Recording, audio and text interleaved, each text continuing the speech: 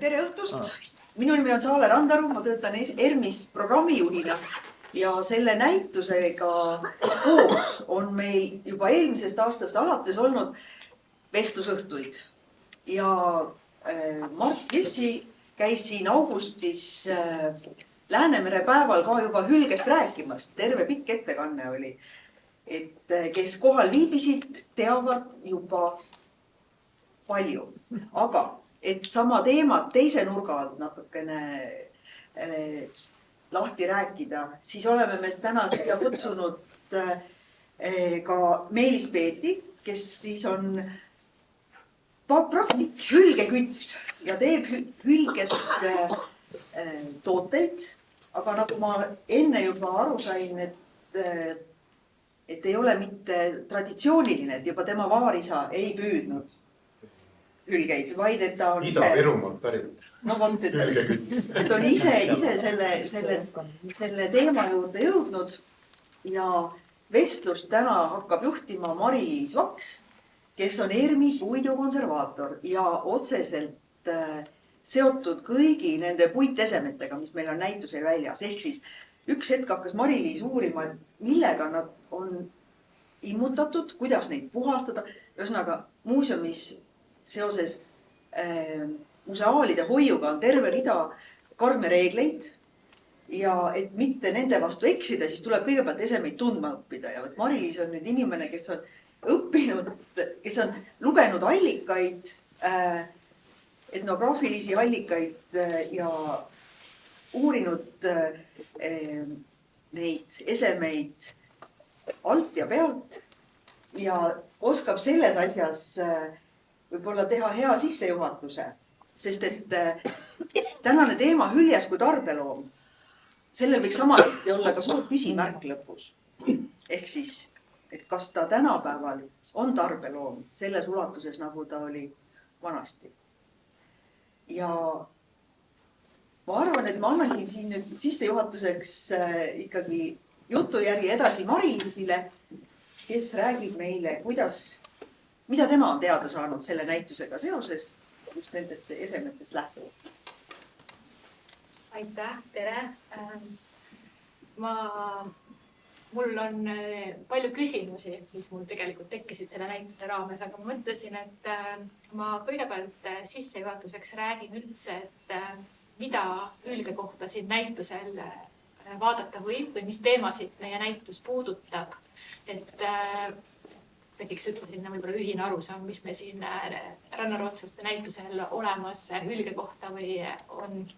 Et näitust ette valmistades oli selge, et puudutame ka neid traditsioonilisi elamise viise, kuidas rannarootslased siin Eesti randadel on tegutsenud ja hülge küttimine on kindlasti üks väga oluline elatusallikas olnud. Ja kõige nähtavamal on ta loomulikult meil siin ekspositsioonis hülgekütina talvises meres, et me oleme sinna valinud just Ruhnu hülgeküti ja seda tegelikult mitmel põhjusel. Esiteks seetõttu, et Ruhnu kohta on kõige rohkem meile teada nii kirjalikest allikatest informatsiooni, kui ka seetõttu meil on muuseumis ise ruhnlaste kohta kõige rohkem esemeid. Et esimene selline põhjalikum sissevaade Ruhnu saare elukorraldusse ilmus kirjalikult juba 1847, kui seal abipastorina tegutsenud Eekman kirjutas hiljem oma raamatu Ruhnu saar Liivi lahes, kus ta ka tegelikult räägib sellest hülgeküttimisest ja kõigest sellega seonduvast. Ja Eesti Rahva Muuseumi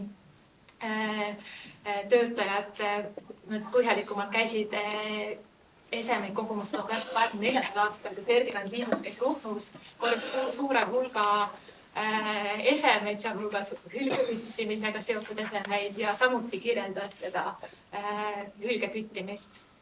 Ja ka teiselt poolt seetõttu, et ruhnlased olid võib-olla Läänemere kõige tuntumad hülgekütid, kes väga kaua säilitasid sellised metoodilise hülgeküttimise ja tegelikult nad olid ka võib-olla selle poolest erilised, et nad juba 1846. aastal oma külakohtus panid paika need reeglid, et kuidas üldse küttimas käiakse, kuidas saaki jagatakse ja määrasid ka karistused neile, kes selle vastu eksisid. Need olid siis rahalised või isegi juhunuhtluse korras. Ja tõepoolest veel 100 aastat tagasi Ruhnus ju kütiti hülgeid sarnaselt nii, nagu seda oli sajandeid tehtud. Et see oli veel toona veel ju oluline elatusallikas ja tegelikult elamise viis, kui päris aus olla. Et see sama aeg, nagu meil praegu see jaanuarikuu oligi ju see aeg, kui alustati seda talvepüüki. Et jää niipea kui tekkis, hakkasid ruhlased siis sellega tegelema. See talvine püük oli kõige ohtlikum, et seda päris üksinda seal jää peal kunagi ei tehtud, et seda tuli koonduda. Ja see kütt, kes meil seal on riietatud, et see näitab ehedalt seda, kuidas valmistuti. Et ruhlastel oli see aastasadade jooksul läbimõeldud ja läbiproovitud viis, et riietus pidi talvel olema ikkagi nii-öelda valge ja nagu ka seal selle mannekeni seinas olevad riided näitavad, oli see selles mõttes üsna hästi välja töötatud, et neil oli kogu see varustus pidi neil kaasas olema. Nad kasutasid oma rõivastumise juures selliseid kehasõbralikke ja kaitsvaid materjale, aga samas nad kõikides kirjeldustes kogu aeg arvestasid ka hülgega. Et ma saan läbi selle kirjelduse teada, et hüljes oli loom, kes haistis väga hästi, kuulis väga hästi, nägi väga hästi. Et oluline oli ennast hülge eest peita ja teha võimalikult nähtamatuks. Näiteks seal mõned lihtsalt välja tuua mõned näited on see, et seesama valge müts, et see ei olnud mitte kogu aeg hülgekütil peas, et ikkagi talvel oli külm, oli karvamüts, aga niipea kui hüljes oli silmapiiril, tuli müts ära vahetada valge vastu, et ta ei tunneks lõhna, karusnaha lõhna ega näeks seda teist värvi mütsi. Aga samas ka näiteks nende jalanõud, mis pidid olema ju veekindlad, et seal talvisel ajal ellu jääda. Seal oli mitu kihti, olid pillased sokid, siis olid nahast nii-öelda veekindlad sellised sukad ja siis seal olid hülge tagaloibadest parkimata kujul valmistatud siis pastlad, et põhimõtteliselt samasugune jalanõu nagu hülge. Ja siis seal olid veel ka tegelikult need jäärauad, mis olid eriti vajalikud siis, kui tõesti mõni hüljes kätte saadi ja sinna kelgule pandi, sinna pidi vähemalt 2 suurt hüljest mahtuma siis nagu tagasi nagu vedada, et siis ei oleks nii libe, et takistust. Ja samas tal ka põues pidi olema, muidugi tal oli kõik need püss ja käks ja kõik need vahendid ka kaasas, aga lisaks tal pidi olema põues ka iseenda hoidmiseks, et tal oli alati seal niisugune väike viinapudel ja siis kui Eekman räägib, siis ta ütles, et see snäkk, mis tal kaasas oli, see toit, et see oli sageli just see suitsutatud hülgeliha. Et see oli siis midagi, mis andis energiat. Sest kui see juhtuda, et tuli võib-olla isegi jääda pikemaks sinna jää peale.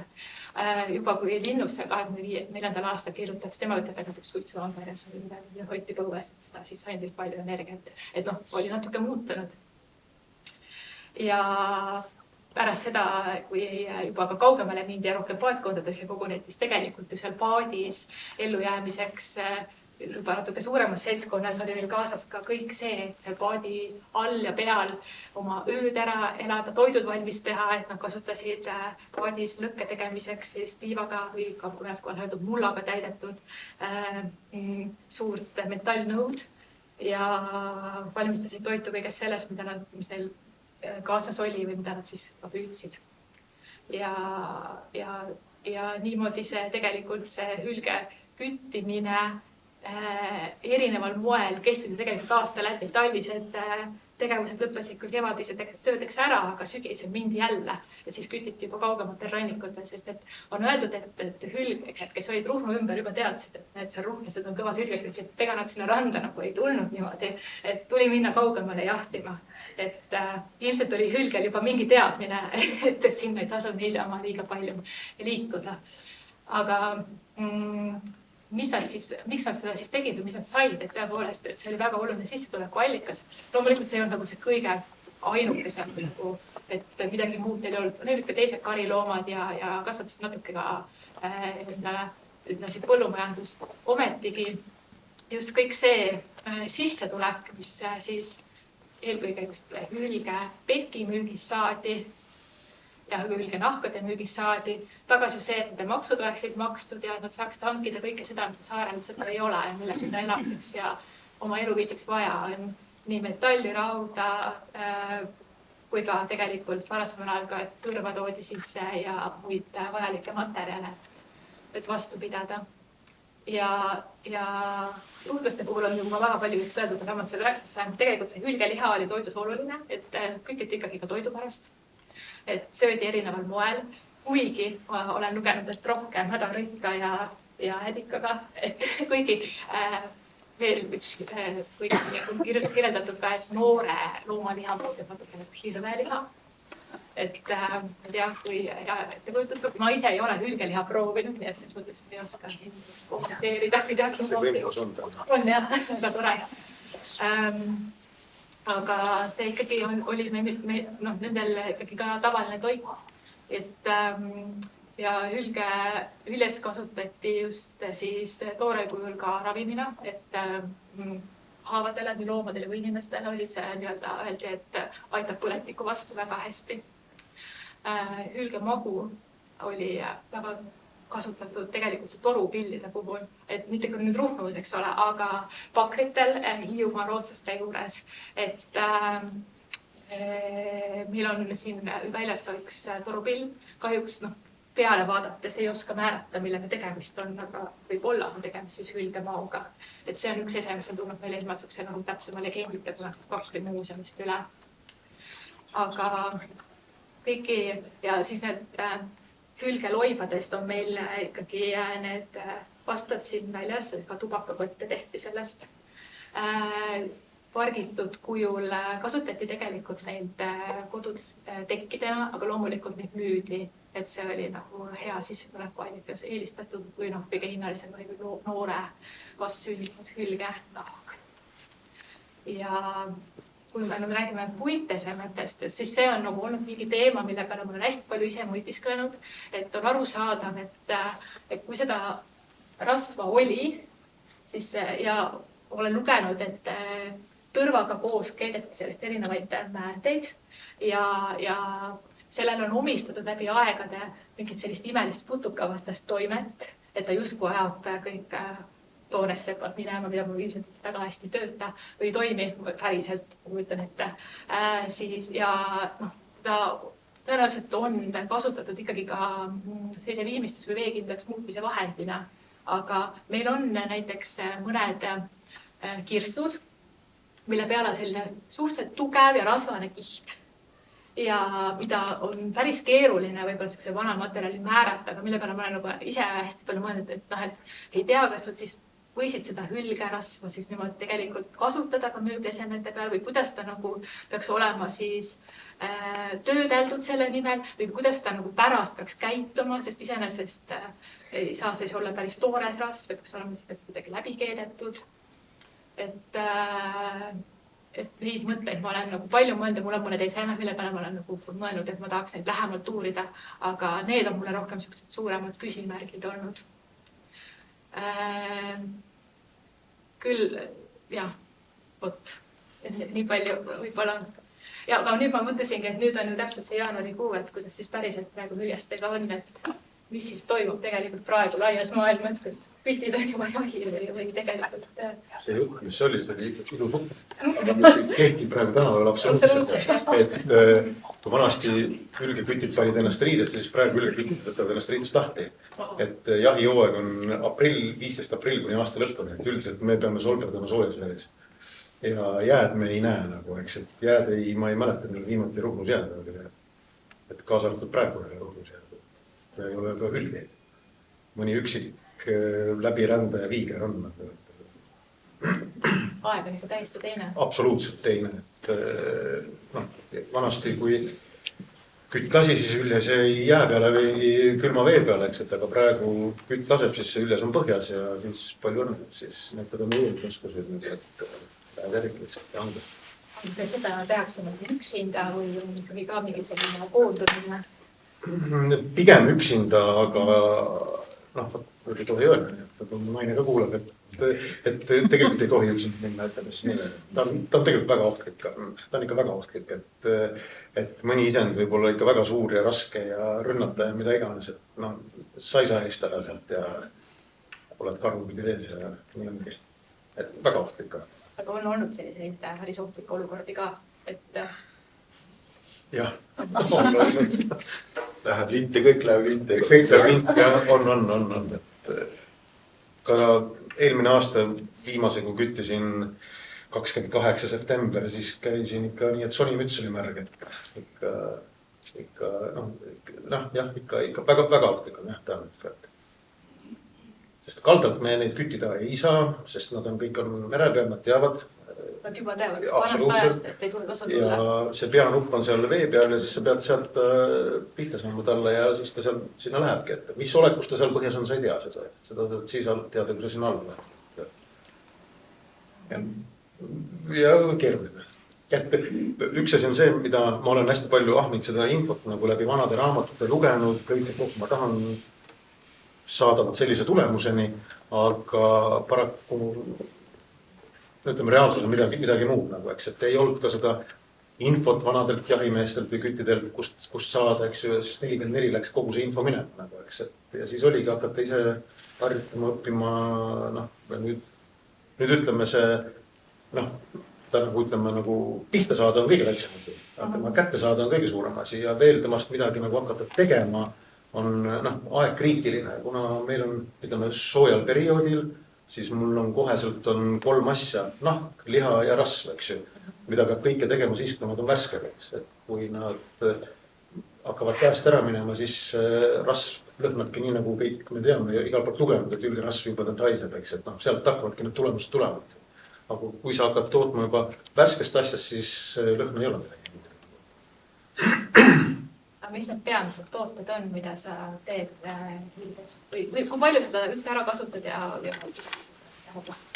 Mina kasutan kõike. Et isegi see ülge möla tuleb siit kaudu välja. Et ütleme, et kõige minevam kaup ongi pigem see ülge magu, millest sa rääkisid. Et torupillimängijad on väga ootel, nagu kui ma juba plaanin minna, siis juba, et Meelis, palun helista kohe nagu, eks. Et magu läheb ära, ütleme, sooled ja kõik sisemused, mis on, siis on meil kohalik kanakasvataja, kes ootab neid, eks, et kõik nagu rupskid, kõik lähevad sinna, et naha ma pargin ise ära, rasvad ma sulatan ise ära, lihad lähevad samamoodi ise teen ära, et mul nagu jääki nagu ei jäägi nagu selles mõttes, et väsid meeldab seda, veel võib olla kõige suurem jääk nagu. Jah, see on pikk protsess, et enne kui sa selle näpukõveradaks teed, sa pead mõtlema, et sul on vähemalt 3 päeva vaba päeva. Et sa ei saa niimoodi kiiruga minna või teha. Ei, see ei tule kõne alla. Aga sinu tooted on pigem sellised, et see torupid on traditsiooniline, aga pigem nagu traditsioonilised kui innovaatilised. Kas sa nagu ise lood või sa lähtud missitest vanadest traditsioonidest? Pigem mitte, sest ju vanasti oli, et keedad läbi mitme poti ja siis viskad ära, eks.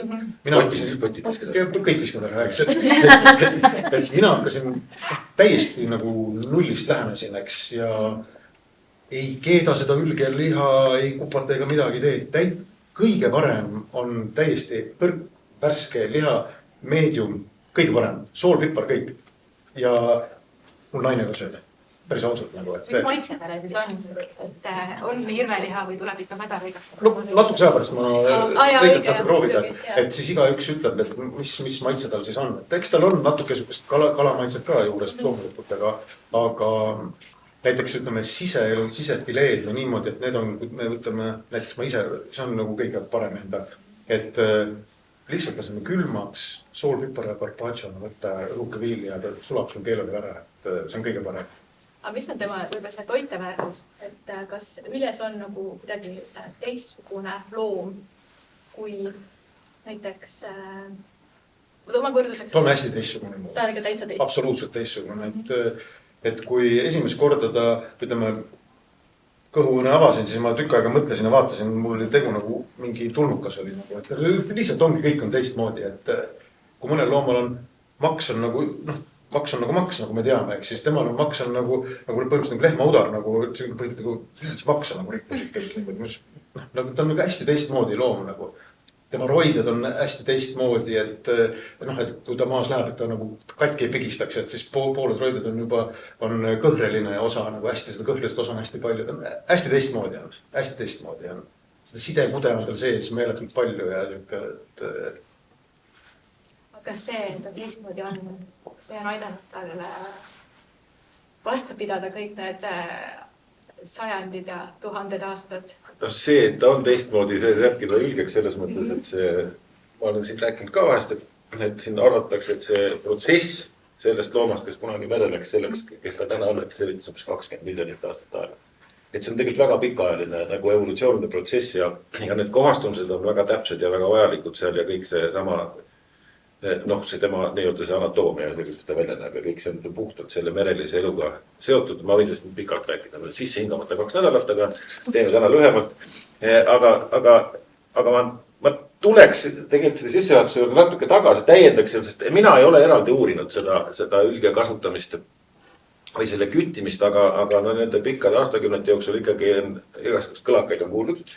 Need on meelde jäänud ja vahest ma olen seda võrrelnud siis sellega, mida mina sellest loomast tean nagu selle looma bioloogia uurijana ja seal on põnevaid asju tegelikult sellest samamoodi sellest näiteks millest seda kasutati ja see, kui siin tuli jutuks see, et kuidas need riided pidid olema ülgeküttimisel, siis see on tegelikult täitsa põnev, kuidas need traditsioonilised ülgekütid tegelikult siis ka oma vigade kaudu õppisid loodusest sellist tehnoloogilisi lahendusi, et näiteks, et ma üsna hiljuti märkasin näiteks, et inuidid tegid ja teevad siiamaani vaala magudest omale sellised riided, mida me täna tunneme Gore-Texi nime all, mis tegelikult on hingavad, aga vett läbi ei lase, eks ole.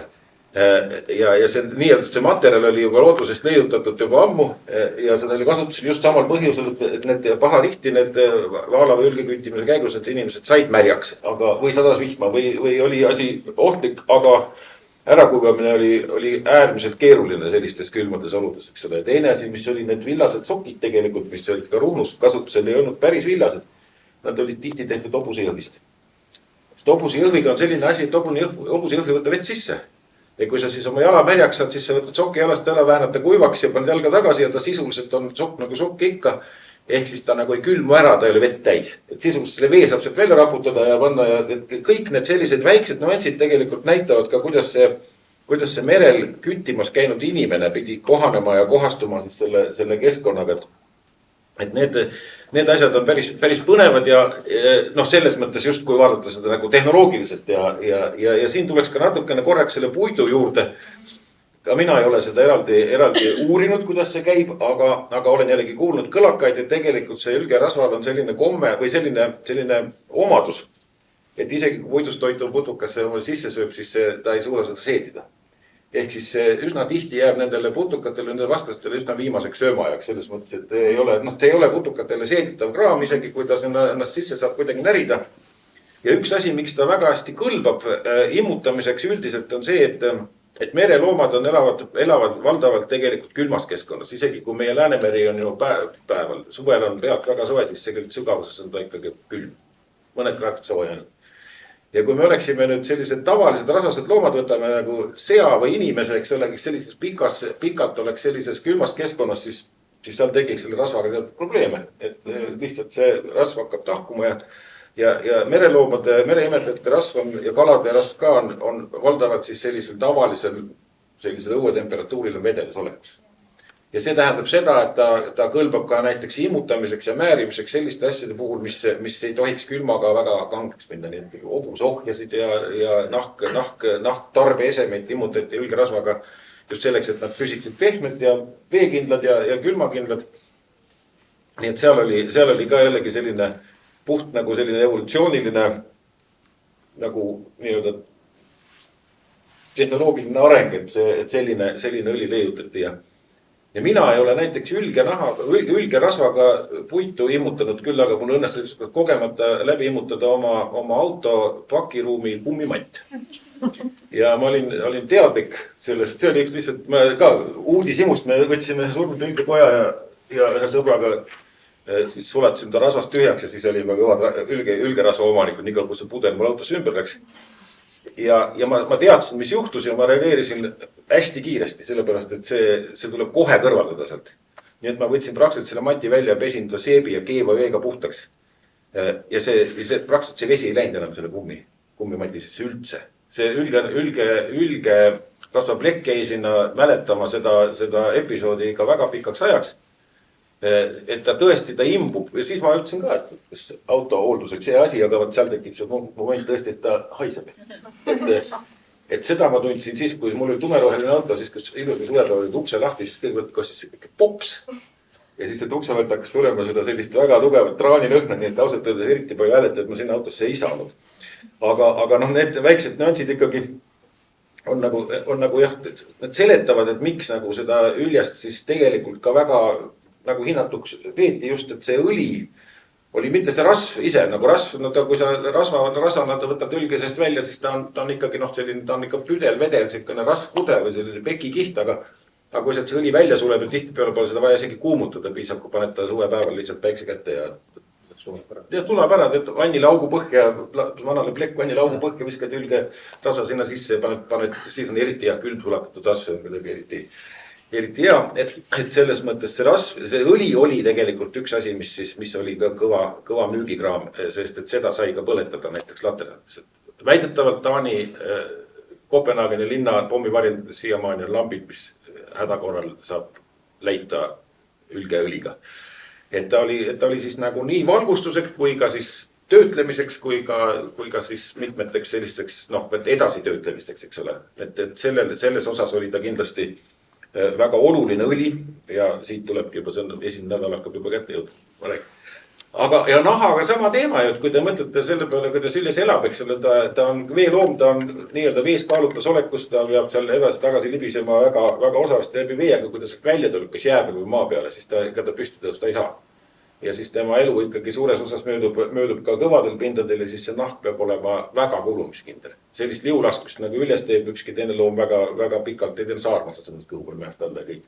Ehk siis see karv, ülge karv ja nahk ise, ja kohe jõuame torupiljude ka, on nagu hästi kulumiskindel, sellepärast, et see on talle vältimatult vajalik. Ja siis, kui sealt hakata tarbeesemed tegema, siis võib eeldada, et need esemed peab ka kaua vastu, sest et see nahk on nagu juba bioloogilisest nagu evolutsiooniprotsessis on ta arenenud väga vastupidavaks, sest see Üljes vajab seda, pluss siis ütleme ka teatud selliste eluliste toimingute käigus ta ju läheb aina paremaks.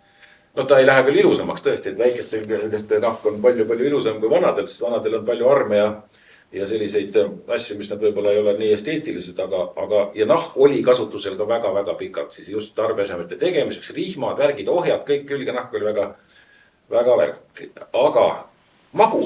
Mina mõtlesin ise selle peale, ma ei ole saanud kinnitust ühegi torupillimängija käest, aga nagu ülgeuurija mõtlesin, et miks ülge magu on torupilli jaoks maru hea. Arvake ära. Vastu pidada. Jah, ta sööb ju kala, ta laseb suures koguses endast kala läbi, millel on kalaluu on, kui meile kurku kinni jääb, siis see on meile väga ebameeldiv, siis kujutage ette, kui see läbi ülge läheb. Ehk siis ülge ilmselt siis soolestik on olnud siis nagu selle kalaluude sellise pideva töötluse all, mis teeb ka nendest sellises nagu tarbe kontekstis väga hea materjal, just torupillide jaoks ka, sest seda ju ätsutatakse päris korralikult ja olgugi, et talle pannakse sinna vahest mingi pitsaama ümber, aga ikkagi tal on see kott peab ise väga tugev olema. Et sellised väiksed tähelepanekud kuuluvad põhjal. Aga üks asi veel, mis ma tahtsin see lisada, siis kui ma olen sõna jälle tagasi, oli see, et üks väga huvitav tarbe, ja see oli inspireeritud sellest teie jahijutust. Üks väga lahe tarbe kasutamise viis vanasti ega tänapäeval on see, et ülge, nagu lebava ülgega saab tuule suunda määrata.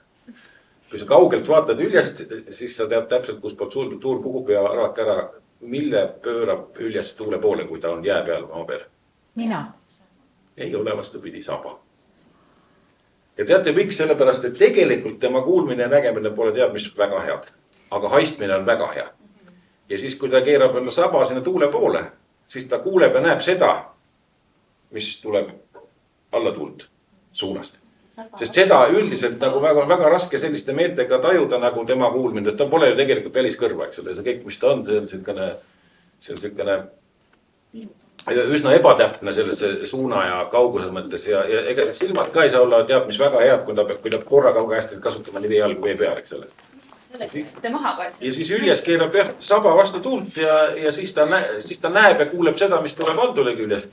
Ja kõik lõhnad, mis tuleb selle tagant tulevad nagu pealt. Et selline omapärane tarbeese seda ja see üldiselt, ta võib vahest rikis olla, aga üldiselt on päris usaldusväärne, et kui te näete kuskil kaugel jää peal näiteks Üljes, siis te võite eeldada ka kus pool tuul puhub ja eriti küttimise juures on see väga oluline tegelikult. Et mitte siis minna, lähen talle selja taha, eks ole. Seda ma olen proovinud ja see ei õnnestu. See ei õnnestu jah, aga muidugi mina olen nagu Ruhnu spetsiifiline, et Ruhnus on paraku need hülged asetsevad nende kivide peal, mis natukene on vee pinna peal kõrgemad, eks ju, ja siis nemad võtavad oma asendi vastavalt selle kivile, eks ju. Suuresti jah, aga ikkagi aga see toimib. Jah, kui ikkagi hoomatav tuul juba puhub, siis nad kipuvad ikka ennast nii pidi kivi peal keerama, kui see kivi ühekanegi lubab, et nad nokk on nagu alla tuult, et siis sealt poolt ei tasu hakata nagu hästi kavalasti lähenema, eks ole. Kui muidugi see, et ta näeb kohe, aga või siis vastupidi selja taha hiilida, et see on paras väljakutse on isegi kui sa pauku ei pea tegema, aga pead ta kahe käega kinni võtma, siis on seda veel rohkem vaja teada, kuidas nad nagu kuulevad, näevad ja mida nad nagu haistavad. Enamus pauku ma teen fotokaga nagu, eks. Et aga on raske, et kui sa lähed teda kindlasti saama, siis unusta ära, eks. Aga kui sa lähed lihtsalt nii vaatama, siis ta on ujub sul kõrval, eks, või kuskil mida iganes, eks, et siis ta on väga lähedane, aga ei tohi saama minna. Ja veel natuke ülge käitumis ma kommenteeriks seda ka tegelikult, et on väidetud, ma võtsin siia raamatuga kaasa, kes tahab sirvida või ma teile huvitav, see on üks Soome doktoritöö väga põhjalikult kirjutatud, hästi põnev, selline ta on nagu segu natuke ajaloolisest uurimusest ja sellisest natuke isegi ilukirjandust siin sees ja Üljest võib-olla ennast natuke vähem, aga siin on just neid tähelepanekuid igasugust asjade kohta, mis puudutavad seda, see on soome keele pealkiri on siis tähendab tõlgituna Läänemere ülgepüügi kultuurid ja inimese ja Üljese suhe. See on päris kultuurilooliselt väga kihvt raamat. Täitsa joonised värgid, see selleks. Aga üks asi, mida olen mina nagu ka kuulnud, aga ma ei oska nagu otseselt seda kontrollida, on see, et see Üljeste nagu selline läbi sajandite või isegi aastatuhandete küttimine on nende käitumisse siis viinud sisse sellise muutuse, et nad väldivad inimest, mis on mõistetav. On nagu loomulik. Aga, ja sellepärast ei pruugi nende ruhnuudused väga palju olla ka. See on kaks võimalust, need, kes tulid sinna randa, need lihtsalt söödi ära, eks või siis on see mingi teine sisemine selline põhjus, miks nad sinna nagu väga ei tule, kuigi ma tean, et nad seal käivad ja ma näen neid seal käimas, eks ole, oma nende telemeetrisaadmete pealt. Aga teine asi, mis ma olen tähele pannud omas selles ülgi küttimise töös on see, et nad samamoodi harjuvad ära inimesega siis, kui nad ei taju selle konkreetse inimese või selle konkreetse paadi puhul ohtu. Et näiteks need ülgepüügireisid ja ülgevaatusreisid ja see on, nad on Poolas näiteks ära rikkunud ühe minu täieliku korraliku ülge küttimise ekspeditsiooni. Sellepärast need ülged olid paatidega nii harjunud, et nad ei käitunud nii nagu ma eeldasin. Nad ei kartnud inimest. Aga tema tabamiseks on vaja ajada segadusse ja nii-öelda paanikasse korraks, et ta kaotaks valvsuse. Need veeretsid ennast lihtsalt sinna vette ja siis vaatasid, mis inimene edasi teeb. Et see on nagu teistpidine asi, et tegelikult see, et kui sa ikkagi käid ja paugutad seda kaamerat kogu aeg ja käid sama paadiga, siis lõpuks oled sellega nagu väga lähedale saad sa selles mõttes, et see isegi ühe suve jooksul nad võivad seda käitumist nagu kohandada vastavalt sellele, millega sa tuled ja mida sa seal teed. Me käisime vennaga neid pildistamas teaduslikul eesmärgil ja sama teema nad peavad ette minema selleks, et me saaksime märjast ülgist pildi, sest siis need kirjad on kõik enamini loetavad ja suve teises pooles ka keelusid ette minema. Lihtsalt vaatasid, need jorsid tulid siia, veerand tundi läheb minema. Et mis me ikka siin siputame, aga siis kord meil oli gaasimotori loodus, võtsime kaitseala paadi ja siis oli hoopis teine pilt kohe. Et see on need käitumid, aga see käib selle küttimise juurde ja tegelikult selle ülge tundmise juurde ja seda kõike õpiti tundma väga pika aja jooksul, et seda Üljest tegelikult ülgekütid teadsid peaaegu sama hästi kui mina. Seda looma, tema eluviise, tema rändeid, sellised asju mul oli võimalus seda võrrelda, 1962 Tiit Aruste kirjutas Üljestest diplomitöö sellise väga ülevaatliku. ja seal olid sees väga palju selliseid asju, mida võib pidada nagu väga spekulatiivseks, sest need olid sellised jahimehe jutud. Aga nüüd hiljem, kui ma olen 30 aastat neid taga ajanud ja neil igasugu imeasju külge riputanud, on näha, kui palju tegelikult oli seda pärandist, seda tegelikku teadmist Ülge käitumisest ja tema, ka evolutsioonist ja nendest asjadest, nii et hästi põnev valdkond selles mõttes läbi ajaloo kuni tänapäevani välja. Ma kasutan ka seda teadmist vahest siis, kui mul vaja. Endal oli lihtsalt selline kogemus, et läksin mere peale Ülged vaatama. Vaatan, nende käitumine kuidagi hästi võõras oli.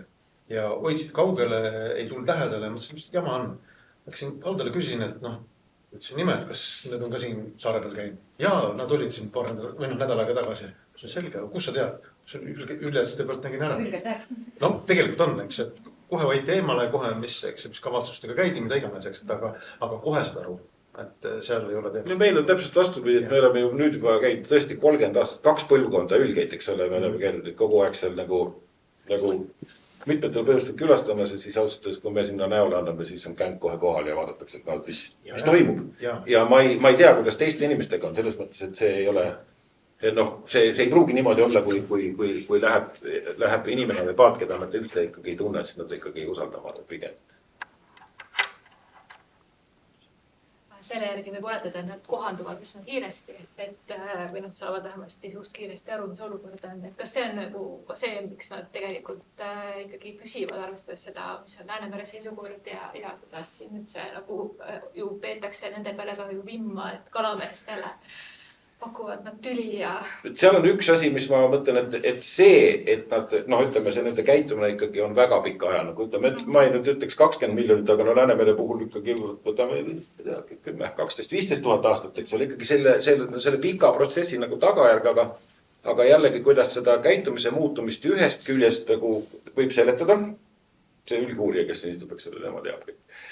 Üljestest on see, et mina olen kohe oma nagu pühendunud uurimistöö käigus aru saanud, et meil tegelikult on see sama energia, see sama rasv, eks ole, see õli, mis nende sees on, see on nende kütus, see on väga kallis. See ei tule neile nagu kergelt kätte, ega nad seda väga ei taha ka niisama kulutada, et nagu ma olen vaadanud neid küll ja mulle tundub, et isegi väga täpselt seadmete pealt vaadates pulli pärast nad ringi ikkagi ju. Et nendel on tegelikult mingid eesmärgid, mida nad peavad täitma ja kui nad seal siis ei õnnestu, siis neil läheb kehvasti. Ja siit tuleb ka see käitumise muutus, kui nad ei taju, kui nad ei seosta näiteks enam mingit asja otsese ohuga, siis on see tegelikult nendele liigne kulu. Kas teadlikult või alateadlikult nad ikkagi arvestavad seda, et kui ma sinna vette hüppan ja põgenen, siis see on jällegi, et milleks? Et nad lähevad ise ära, kui nad lähevad ära, eks ole. Ja see muutus nagu on, aga selle küsimuse nagu teisele osale või poolele vastates on see samal ajal nendele ka nagu see pika aja jooksul välja kujunud kohastumised. Need väiksed muutused, mida me näeme, on võib-olla siis nagu ühe lühikese aja jooksul, eks ole, märgatanud, aga need pika aja jooksul välja kujunud kohastumised on tegelikult nendele nagu ökoloogiliseks lõksaks. Et nüüd, kui see loodus, just eriti nagu Läänemere loodus on väga kiires muutumises, kas või sellepärast, et enam külmnud talvesid ei ole, eks ole, siis see inerts, mis on nagu ülgerahvas sees, see ulatub ikkagi nagu üle väga paljude põlvkondade. Et nad ei saa tekitada nagu seda muutust nüüd kiiresti, nad ei saa kiiresti nagu meie, et loeme selle raamatu läbi ja me teame juba Üljeste küptilisest inimese Ülge suhtest palju, eks ole. Nad peavad seda õppima kuidagi läbi nende muutuste, läbi nende kogemuste ja sealt tegelikult astub mängu pigem nagu selline loodusliku valiku tasandi protsess ehk evolutsiooniline pikaajaline protsess. Et me ei saa, kohati on isegi Kaspiamerel ja Läänemerel see ka nagu, ma olen kuulnud seda, kui keegi ütleb, aga nad harjuvad ja nad muutuvad ja kõik see on ju, nad harjuvad ju ära. Et see harjumine on üks asi ja teine asi on see, et kas sa ikkagi suudad sellele nagu pikaajaliselt õigesti vastata nendele väljakutsetele, mida siis looduse inimene täna nagu merekeskkonnale nagu esitavad. Et see on nagu see asja teine pool, et kui seda tänast Läänemere Üljeste seisu vaadata nagu teadlase pilgu läbi, kes just lähtub nendest pikkadest protsessidest ja nendest mõjudest ja tagasisidestusest loodusest, siis üldiselt me oleme ka pigem me oleme siukse morninäoga mehed, kui me sellest mõtleme või räägime. Sest ega see ei näe hea välja sellepärast just, et ei ole antud seda võimalust, omale ajalist võimalust teha neid ütleme, neid õigeid valikuid või sellist asja. See on natuke jah, selline rabe olemine praegu selles mõttes selles just muutuva kliimaga Läänemere ääres või Kaspial. Ma olen ka töötanud, Kaspial on praegu selline olukord näiteks, et mingil põhjusel Kaspia mere veetase kukub väga kiiresti. Seda on juhtunud, ta on kõikunud üles alla mitu meetrit, aga nüüd ta läheb alla ja läheb ja see tähendab seda, et see kogu selle Kaspia ökosüsteemis, mis on ka jääga seotud hülged seal, Kaspia üles on jääga seotud liik. Põhja-Kaspia on senini ikka jäätunud talvedes kontinentaalne ala ja kui sealt vesi ära kaob, siis ei jäägi seda jäätunud merd neile.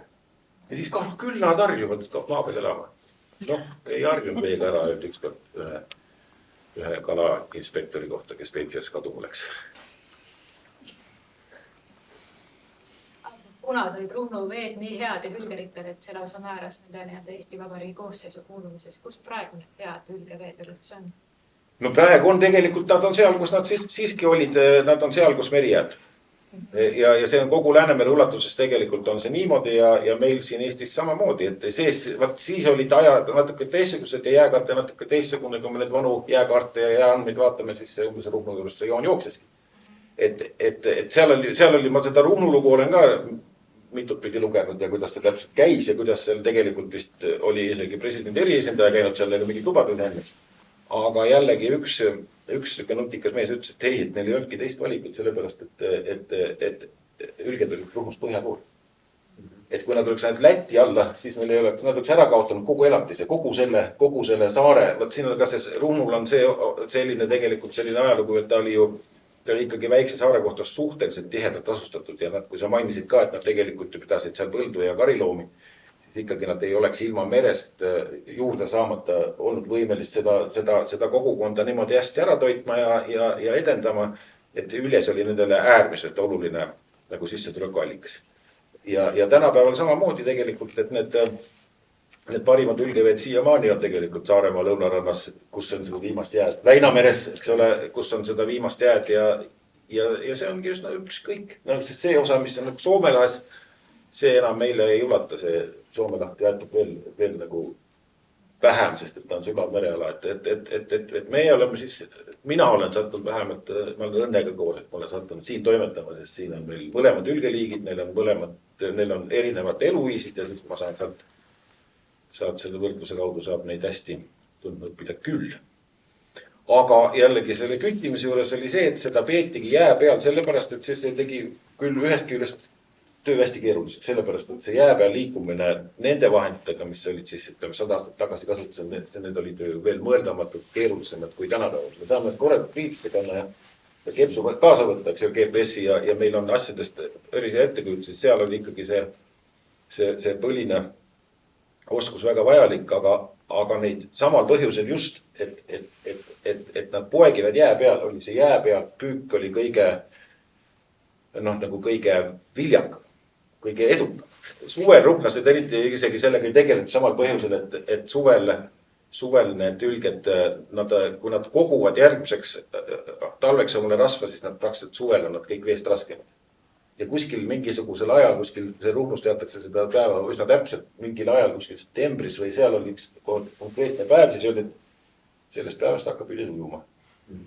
See ongi väga oluline tegelikult aru saada, sest siis olid suured sellised roobid või rehad, mis seda nagu sellised nagu, oligi neid, kui isegi seal kuskil rannast ja kivi otsast vette ära lasti, siis mindi teda lihtsalt otsima. See oli pika varrega selline konksusega reha ja alati käks oli rohkem nagu selline väike harpuun ja jää see käks oli selline rohkem selline, mis ta siis on, see jäätuur ja harpuun ja selline natukene teiseks otstarbeks põhimõtteliselt jää liikumiseks ja ka muidugi ülge surmamiseks, kui see vaja oli. Aga jah, see üljeste vee alt otsimine oli omaette väljakutse ja siis, kuna ta ikkagi oli mõnes mõttes kallis ka teda niimoodi küttida, siis seda lihtsalt ei tehtud. Sest et see tõenäosus seda saaki sealt siis kätte saada oli suhteliselt väike ja sellest ka väiksemt sisse tuleb. kui ma niimoodi mõtlen, siis ilmselgelt see Hüljesse Ruhnus oli niimoodi nende kriisikindlus, oli midagi, mille peale nad lastud üle kõik.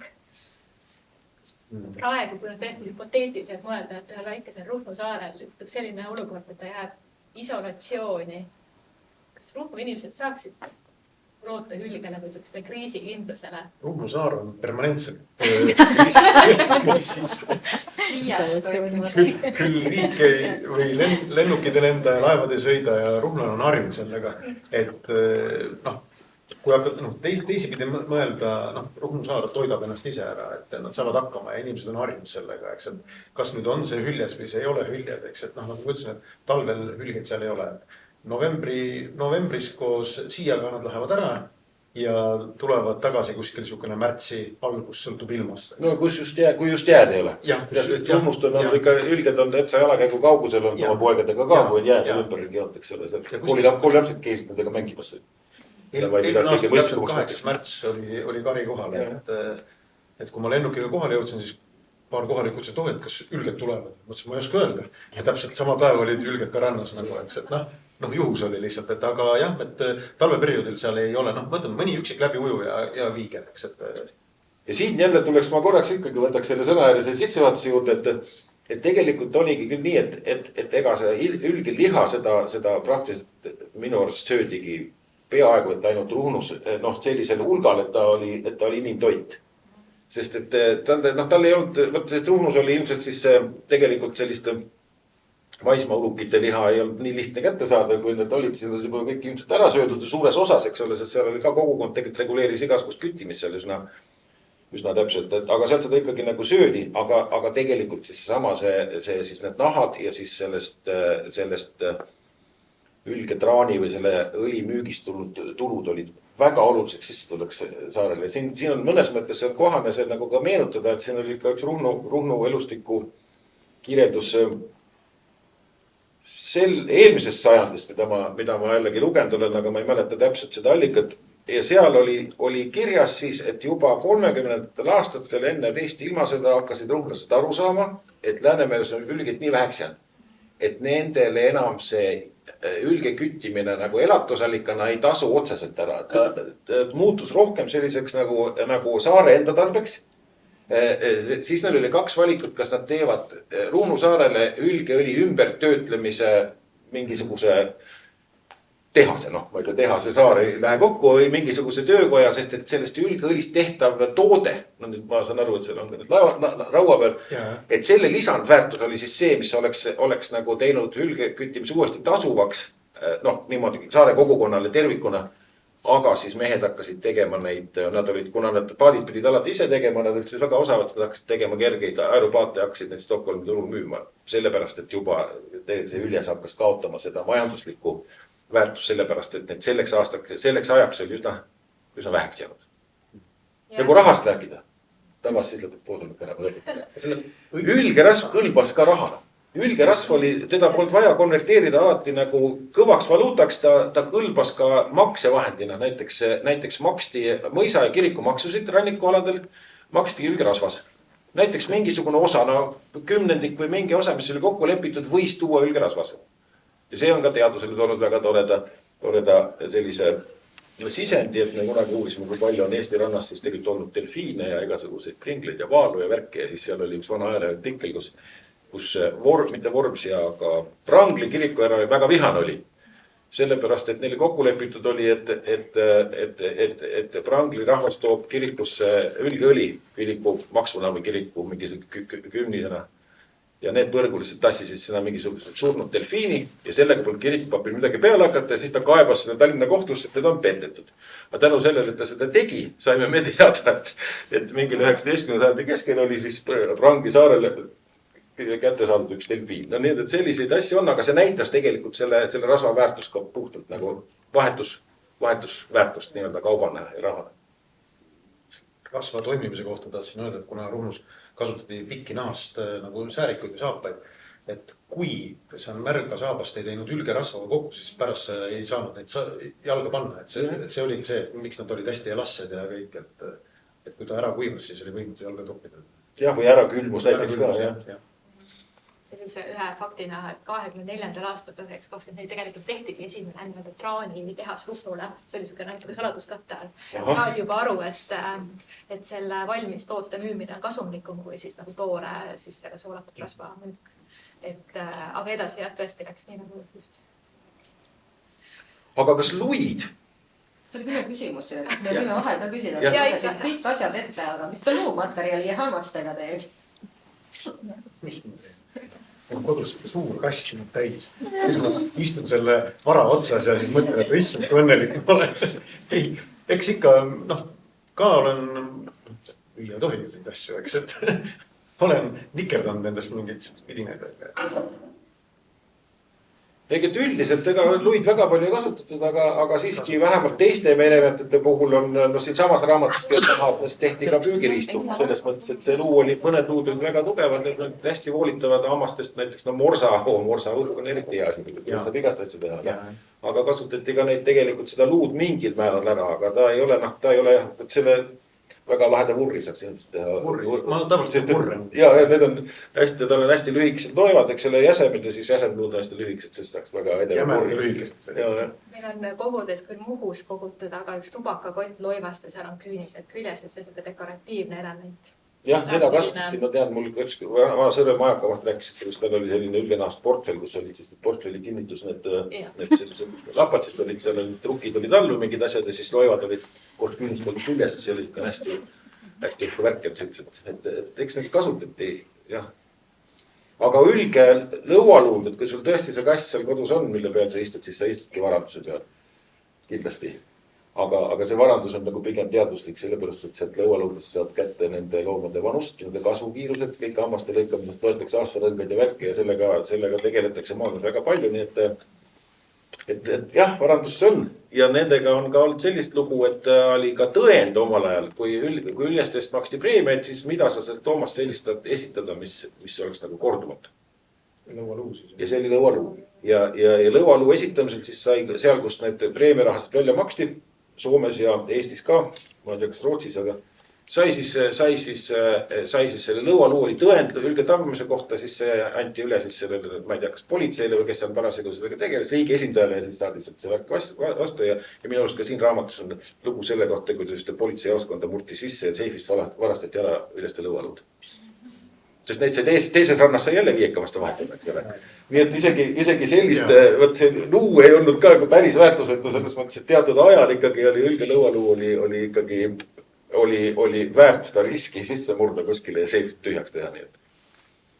Üks küsimus. Ja, ma teen ettepaneku siinkohal minna niimoodi kaasaega ja tootearenduste juurde. Ja selle juurde, võib-olla Meelis, kuna sul on kaasas meile üht-teist midagi pakkuda. Äkki, Mart, kas sina tead rohkem sellest, miks praegu me ei tohi müüa? Ja kuidas üldse see on nagu selline hästi, justkui nagu selline teema, kuum kartul, mille ümber nagu käiakse, aga et regulatsioonid ei luba tänapäeval Eestis hülgest tooteid müüa. Selle kohta olen mina ka ainult kuulujutte kuulnud. Aga need kuulujutud tegelikult on algus olnud üldse mitte Läänemerest või mitte kuulujutud, aga see protsess. Et ma ei oska tagasi täpselt algdokumentidele ja kokkulepetele, aga see protsess algas tegelikult hoopistükkist maailmamerest, Kanadast ja Norrast, kus siis jää pealt püüti hülgid väga suures koguses. Ikka tõesti kümnetes tuhandetes. Ja siis neid tooteid hakati siis nagu edasi müüma ja see tekitas vastaseisu just nagu maismaal elavates inimestes ja loomakaitsetes, et see selline töönduslik hülgepüük tegelikult oli ka vahest nägi väga kole välja.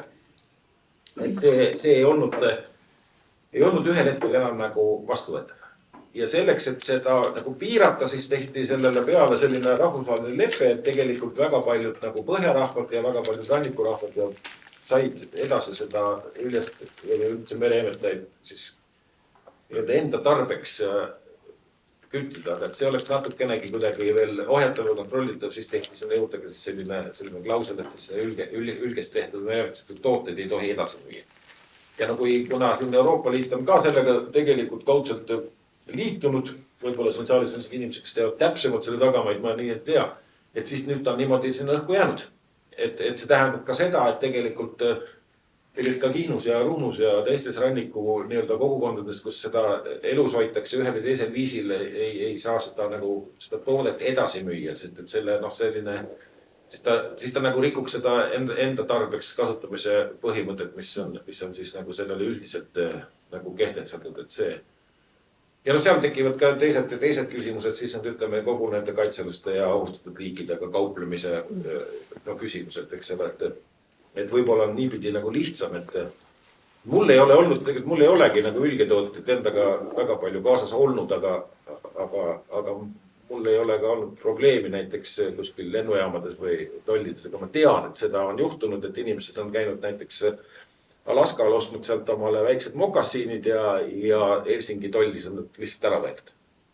Et see Alaskal ei ole mitte mingit müügikeeldu, eks ole, aga Ühendriikides sees, aga näiteks jah, Euroopa toll on väga tähelepanelik selles suhtes, kui sul on ülgenahad või midagi, mingi tootena kaasaks, eks ole. Sul peab olema dokument tõestada. Jah, kuidagi seda peab mingi sertifikaadi sinna kõrvale näitama, aga kui ma olen ka tegelikult smuugeldanud, mul on kodus väiksed sellised pakud, kunagi tütrele ostsin. Ma olen need smuugeldanud, aga ka ebateadlikud, ega ma ei teadnud, oleks need ka leitud, ma arvan, ma ei oleks kuidagi saanud tõestada, et kus ma need nagu sain, kuigi nad olid ka Alaskalt ühelt sisult turult ostetud, eks ole. Et see võib olla see põhjus ja samal ajal ka sealt ka see vastuseis on, mis ma tajun nagu selles kogukonnas, kes ei taha, et ülgelt kütitakse, on see, et ega meil ei ole vaja neid ju, me ei ole ju nagu selles mõttes nagu näljas. Et seda ei ole inimkonnale nagu vältimatult vaja, et me neid püüaksime, neist teeksime neid, sest ongi ülgeõli asemel on tegelikult kogu kaasaegne sünteetika, eks ole, ülge naha asemel on kõik kaasaegsed kangad, et meil ei ole sellist nagu otsest puudust sellest nagu ülgest kui tarbeloomast selles kontekstis, et siis tekib selline, võib-olla põhjendatud kahtlus, et kui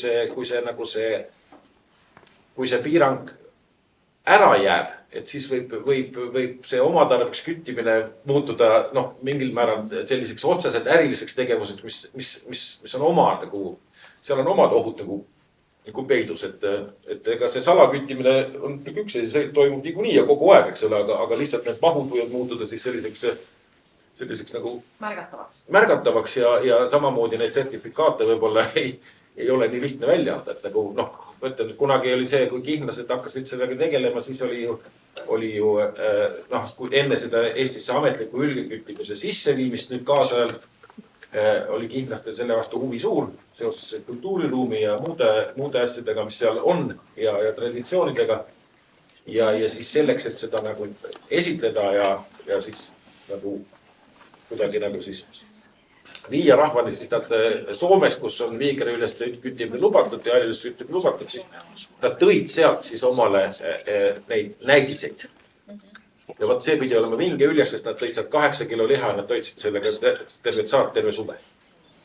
Aga see oli ametlikult Soomes kütitud loom, eks ole, siis et seal tekibki need asjad siis, et see üks sertifikaat võib hakata oma elu elama ja lihtsalt on inimesi, kellel on põhjendatud kahtlused, et see asi ei pruugi jääda läbipaistvaks ja siis nagu päris pikas ajas siis sellistele ka nagu väga hästi mõjudaks. Tänane see Eesti, see mingi määr, mis me siin saame omale lubada, see aasta vist 150 midagi on 157, jah, just, et see ei ole nagu üljestele ohtlik hulk. Meeldib see siis või ei meeldi, aga see ei ole üldestele ohtlik hulk, eks ole, aga kui see läheb sadadesse, siis hakkab juba küsimus sellest, et kes need ülged on näiteks kätte saadakse. Kui seal on väga suur osa, siis näiteks täiskasvanud emasid, siis me hakkame juba tundma seda mõju võib-olla väljaspool. See, et nad täna erandeid ju küsitakse, aga neid vist nagu väga ei taheta anda just siia Läänemere ruumi ka. Aga me oleme selle suure Põhja-Jäämere ja Atlandi ookeani suure massilise ülgeküttimise nagu selle mõju all.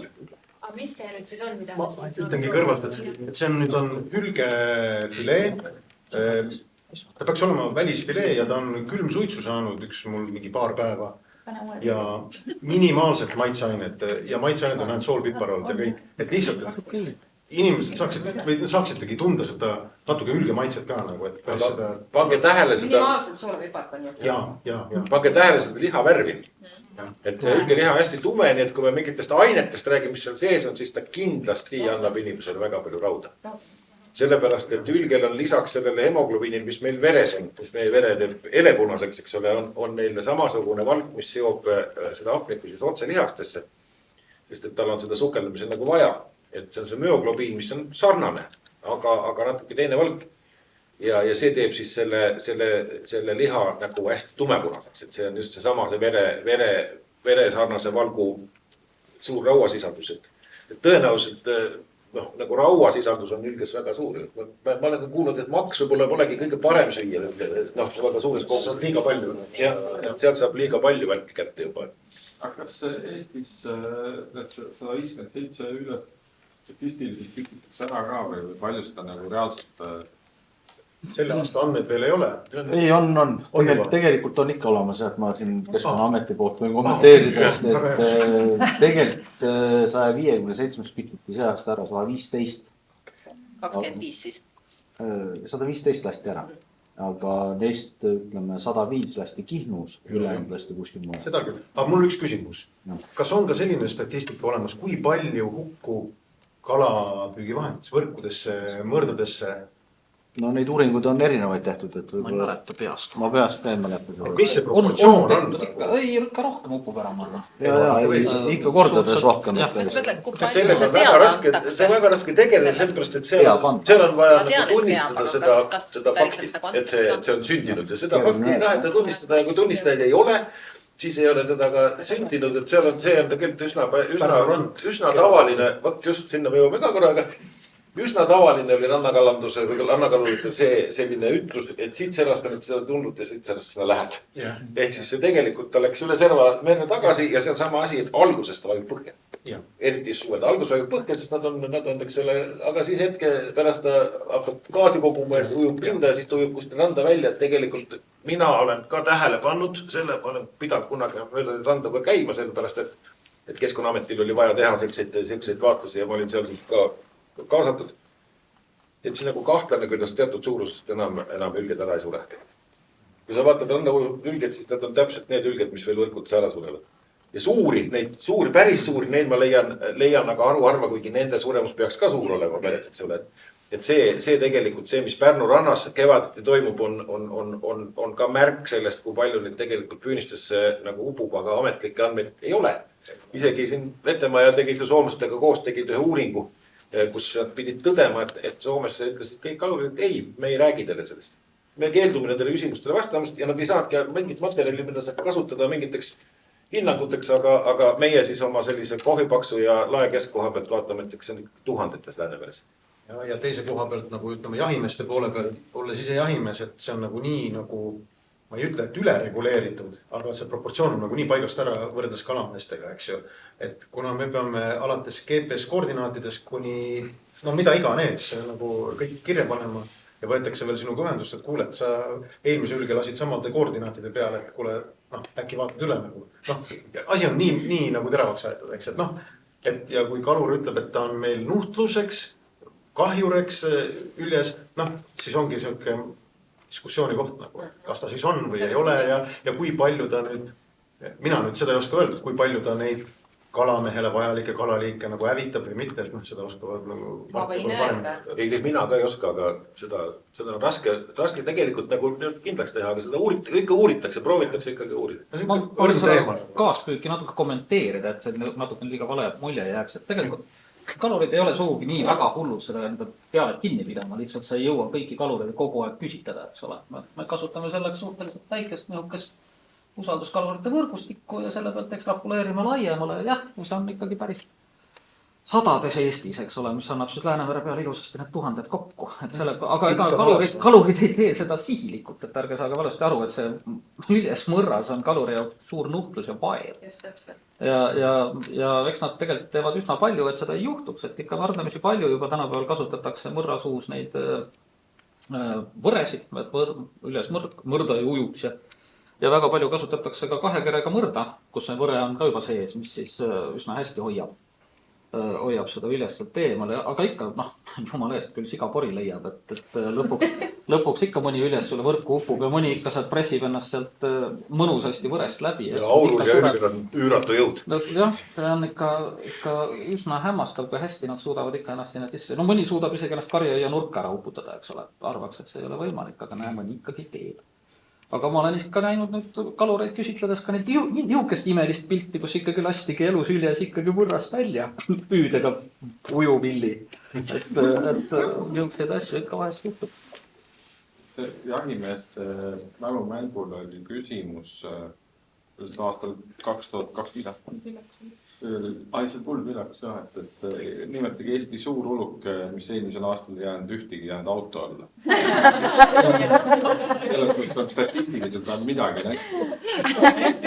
Mina olen oma pikkadel rännakutel ikkagi kuskil Saaremaa Värta poolsaares öösel täitsa autotulede valgus pidanud ikka loha pidurdama, sellepärast, et Üljes oli keset teed. On jah? Jah, ja see oli ikka merest ikka, ma ei tea, mitu kilomeetrit. Väina rapid on sõitsis alati mõtlen, ma nagu vaatasin seda. Hiiumaal tuli ka üks, Väinamäel läks jääst, üks tuli, kus ta sinna päris välja jõudis, sinna Suurepõise või kuskile seal möllas seal ja temaga pidi siis tegeletama, aga ta oli ka lõpuks maante peal, eks ole. Et see oli, jah, aga ta on hea suur loom, et seda märkab vähemalt enne kui. Aga ülgerasva nagu headusest või headest omadustest rääkides, mul on nagu, ma elan Tallinn Ruhnu, eks, vaheliku eduga ja 5 aastat tagasi see naabrimeestega ühel ajal kaupasime aedasi, tegime omal. Ja kes siis immutas mis imeasjadega ja mina tegin ülgerasva ja männitõrva. Kuna mul üks püttakas võttis lõhna külge, et ma pidin teist korda üle kuumutama, läks meelest ära, sest neid pütte oli mitu. Ja võttis lõhna külge, siis ma panin männitõrvaga segasin ära ja tõmbasin aia üle. Ja see aed on praegu nagu eile tehtud see aed. Naabrimehed on juba jõudnud kõik oma lipid ära vahetada vahepeal, aga tõesti ta toimib. Hästi, jah. Ja see punane, Rootsi punane majavärv oli ka ju tegelikult oli ülgerasv, rukkijahu ja mis see punane värvimuld oli, mis seda panid. Et ülgerasv oli ikkagi see nagu see õlibaas, see õlivärvid. Tallinnas ma tegin ka puit. Eriti lina oli kätte ei saa, oli kallis. Puit ja maja tegin ka, maja värisvoodri tegin ka. Nüüd oli enne tehtud Rootsi muldvärviga, küll toonitud muldvärviga. Ja selle segasin ka ülgerasvaga ja eelmine suvi lasime kõik maja ka üle ja kõrvaloone ja praegu kõik püsib. Ja naabrid läksid eemale ka, eks ole? Ta ei haisnud absoluutselt tegelikult. Ei haisnud. Kui ta võikki see oma roheline auto meelde. Et see päiksega kuidagi tal see lõde. Läheb sinna sisse. Ja üldiselt ta peaks ära täitsa, et on jah. Kusagil ma tegelikult isegi lugesin, et äkki oli Prangli saarel samamoodi, et pandi just hülgerasva keedu värvi sisse ja siis just päiksepoolne külg pidas palju paremini vastu kui naabritel. Et tõenäoliselt seal midagi on ja seetõttu ma olen ka nagu mõtisklenud. Kuigi just näiteks selle Ruhnu mööbli puhul on hästi palju see, et on ära kasutatud aakriku või mõnest tulnud puitu ja värvilisi detaile, sest et algne viimistus on niikuinii juba mitte nende endi tehtud. Aga siis ma olen mõelnud, et võib-olla panid selle oma kapi kokku ja siis nad panid veel juurde midagi, et nad oleks veel sellisem tummisem või et siis ma olen mõelnud, kuidas see seal näiteks siseruumis võis toimida või kas seal olid siis mingid lõhnad. Lõhnad olid Mina arvan, et sellel ajal Ruhnus, kui seda mööblit tehti ja seda rasva kasutati, see lõhn oli selle saare atmosfääris nii tavaline ja seda muide ma võiksin ka rääkida, et kui üks inimene elab mingi lõhnaga koos pikalt, ta ise seda pärast ei tunne. Sa kohaned sellega ära, et jällegi ülgi küttimisest ma olin Sotimaal 6 nädalat ühe saare peal ja ma tulin tagasi sealt Andrewsi ja kõik inimesed lõhnasid pesukumbri järgi. Ja siis ma hakkasin seda hädaldama. Ja siis mu üks sõber ütles, et sa ei taha teada, kuidas sa lõhnad. Et see ongi tegelikult niimoodi, et ega see ei häiri. Kui see üljes on sinu elu igapäevane osa, kas ta on sul paadis või on sul aidas või on sul majas, siis see lõhn oli tavaline lõhn, mis kaob nagu inimeste oma sellest nagu lõhnade maailmast ära. See on ka tegelikult bioloogiline kohastumus. Kui see lõhn ei kujutab, kui lõhn ei seostu sinule ühegi ohuga, siis sul ei ole seda vaja lõhna tunda. Sul ei ole aega seda lõhna kogu aeg nuusutada ja seda endale meenutada. See ühel hetkel sa saad aru, et see on hea lõhn, mida on neutraalne lõhn, sa ei tunne enam seda lõhna. See on sama, helidega samamoodi. Seal me oleme nagu natukene Ülgega sarnased paljudes asjades. Üldse looduse, me oleme loomad, me pääseme seda. Aga legend räägib ka sellest, et see Ruhnu puukirik olevat nii kaua säilinud, sellepärast, et ta on kõik selle hülgerasvaga. See ei ole legend, see on tõsi asi. No ma julgen öelda niimoodi. Ta on immutatud hülgerasvaga ja need konstruktsiooni osad, mis on hiljem juurde pandud, ei olnud immutatud, need pisteti piltsi ka. Et see on tõesti üsna tugev kaitse selliste puidukahvurite. Ilmselt ka seente vastu, sest siin ei ole. Ta töötab, see kui puidu üle teha, ütleme see puid, kui olen proovinud niimoodi ja jätta puidu nagu näiteks suvel kuskil päikse kätte, siis ta peale nädalat ta enam ei lõhna absoluutselt nagu, mina arvan, et aga ta jätab puidule ja see puit oleks nagu mingi plastmass nagu peal. See sama asi, mis mööbliga paistab ikka. Selline läikiv ja kõva nagu tugev rasvane kiht peale. Aga see on siis nagu siukene ikkagi töödeldud rasv, veedetud või mingi... Puhtalt enda praktika pealt, kui on ta külmpressitud rasv, ta ei seisa kaua, ta läheb käest ära, eks. Aga mina olen kuumutanud, mitte keetnud, aga kuumutanud. Ja selitamise põhimõte, siis ta püsib kaua, siis ei juhtu taga mitte midagi. Aga midagi juurde ei ole lisanud? Ei. Head soovid ainult. Head soovid. Meelis, kas sa tead, millal on traan valmis, kui sa keerad seda? Või kuumutad? Jaa. Kuidas sa aru saad? Mina teen tunde järgi. Ma ütlen, ma ei oska öelda. Piisavalt. Millise tunne siis muutub, kui ta valmis on? Valmis on siis, kui sisse sülitatud tatt tagasi lendab. No võt, need on kõik need jutud, et ülgeliha ei kõlba ja mida iganes kõik haisend. Et tegelikult seda kõike saab teha nii, nagu te teete tavalist toitu. Te võtate värske toidu, te ei kõrveta teda põhja ja õiged need lähenemisviisid ja täpselt sama on ka ülgedel. Loomulikult on maitse, ulukil on maitse, sealihal on maitse, eks. Mina ise ei saa väga sealiha süüa. Minu jaoks on tal väga tugev laudalõhn nagu, või ma seostan seda, et nagu ja nii ongi, et kõik see liha ja kõik, et liha on ka, mida vähem küpsetad, seda parem on nagu, et aga need salvid, et neid sa oled ikkagi kaasaegse inimese jaoks teinud, rohkem tarbitakse on sidrunheina sisse pandud ja tugev. Tegelikult enda jaoks. Sellepärast, et mul nooremalt tütrel oli atoopiline dermatiit ja ainult hormoonsalvid aitasid ja südatilkus verd, kui laps pidi jälle seda kätele panema. Ta muidugi aitas, aga mingi seos tekkis, et ma hakkasin mõtlema, et endal on ju käed nii terved nagu kõik ja kuidagi nagu hästi pehmed ja siis hakkasime mõtlema nagu seda nagu. Aga see on iga purgi peal on paar tilka lihtsalt sidrunheina puhtalt lõhna jaoks, nagu, et natuke petab. Aga nüüd ma olen hakanud panema sinna ka segama sisse kuusevaiku. Et kuusevaik, see lõhn ja kõik see nagu ka antiseptiline. Jah, et nagu tundub, et ta on nagu päris, nagu ütleme, parimaid lahendusi, mis ma olen praegu siiamaani. Aga õpin ka nagu iga päevaga samamoodi. Ja tegelikult see farmatseutiline, ravimtoimeline kasutamine oli teatud väga ammu oli tuntud ja seal oli kahtepidi just täpselt kõik see nahahooldus, inimese nahahooldus ka ja ka sisemised hädad, sest et see on ju mitte just puhas, aga see on ju omega-3 rasvab ja need väidetavalt siis väga hästi leevendasid igast liigese hädasid ja asju ja hakkad mõtlema, siis see saabki nii olla, sest et ta on nagu looduslik määre ja õli. Et seda ikkagi kasutati ikkagi väga palju rannikul seda ülgerasva ka just vanaliuste peale väärides. Muuseum suletakse 15 minuti pärast.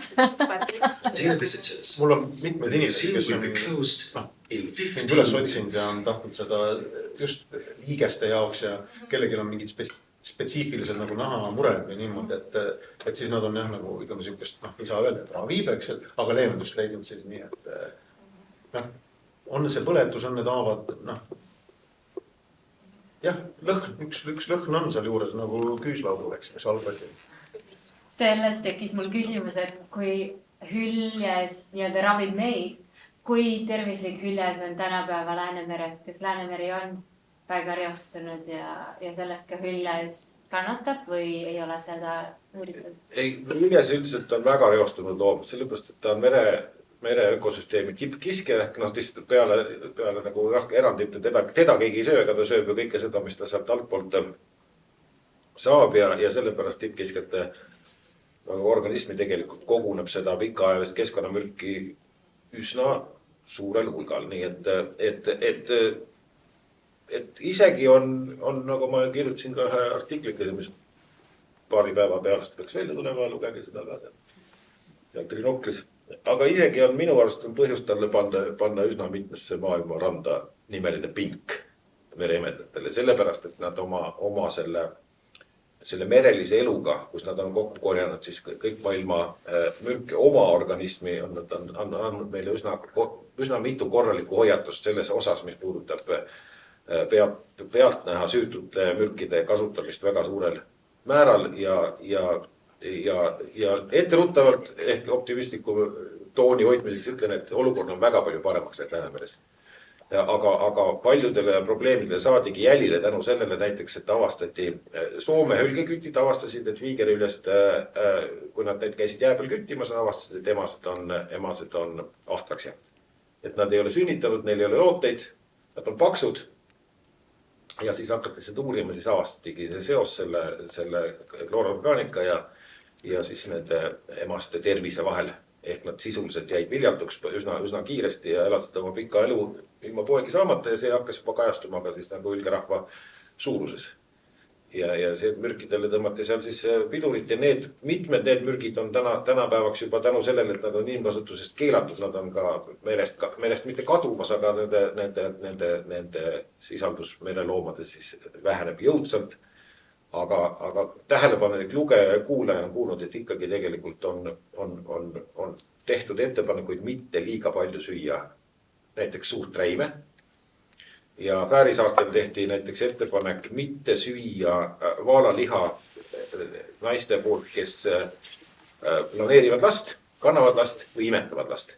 Et nad võisid seda teha, sellepärast, et kui ilma selle maitseta mitte kuidagi hakkama ei saanud, siis see tõesti see kogus, mis oli soovituslik kogus nädalas, fäärlastel oli umbes nagu 100 grammi, mis on, see ei ole ju tegelikult palju liha.